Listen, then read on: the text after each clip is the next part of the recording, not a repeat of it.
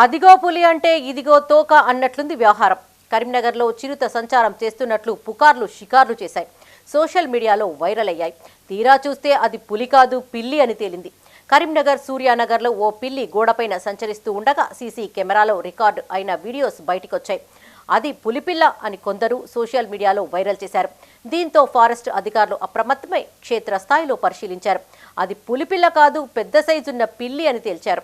కరీంనగర్ పరిసరాలలో ఎలాంటి క్రూర మృగాలు లేవని, ప్రజలు ఎలాంటి పుకార్లను నమ్మవద్దని సూచించారు ఫారెస్ట్ అధికారులు.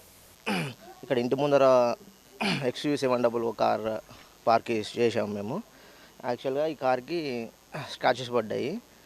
ఎందుకు పడ్డాయి అని పక్క ఇంటి వాళ్ళ సీసీ కెమెరాలో చూస్తే అందులో పులిలాగా చూద్దామని చూస్తే పులిలాగా ఒకటి ఎనిమల్ కనిపించింది.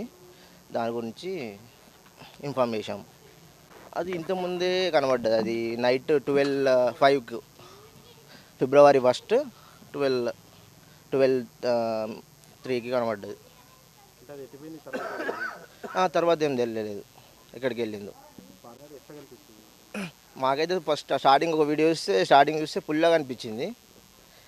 తర్వాత ఇంకా అది గ్రూప్లో పోస్ట్ చేస్తే వాళ్ళు కూడా కొందరు పులి అన్నారు, కొందరు పిల్లి అంటున్నారు.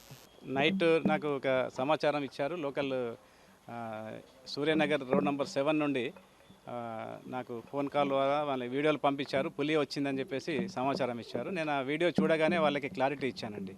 పులి అనేది అంత ఈజీగా మన ప్రాంతానికి రాదు. మన ప్రాంతంలోకి రావడానికి కూడా ఆస్కారం లేదు. పులి రావాలంటే వచ్చే దారిలో కూడా చాలా ఇబ్బందుల్ని అది సృష్టించి ఇక్కడి వరకు వస్తుంది. కానీ మన చుట్టుపక్కల ఇక్కడ పులులు లేవని చెప్పి నేను రాత్రి వాళ్ళకి తెలియజేయడం జరిగింది.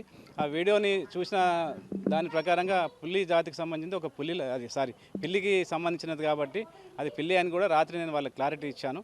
యాక్చువల్గా మన ప్రాంతంలో ఎలుగుబండ్లు తప్ప వేరే జాతి క్రూర మృగాలు ఎక్కడ లేవండి. అడవి జంతువులు లేవు. అవి రావడానికి కూడా ఆస్కారం లేదు. ఇటు క్రూర జంతువు ఏం కాదు. పులి కానీ చిరుతపులులు అంత ఈజీగా మన ప్రాంతానికి రావండి. అటువంటి జంతువులు ఎప్పుడైనా ఒక ప్రాంతం నుంచి ఒక ప్రాంతానికి వస్తే తప్పకుండా అది క్యాటిల్ కిల్ చేయడమో, మనుషుల మీద అటాక్ చేయడమో జరుగుతుంది. అంత ఈజీగా మన ప్రాంతానికి రాదు.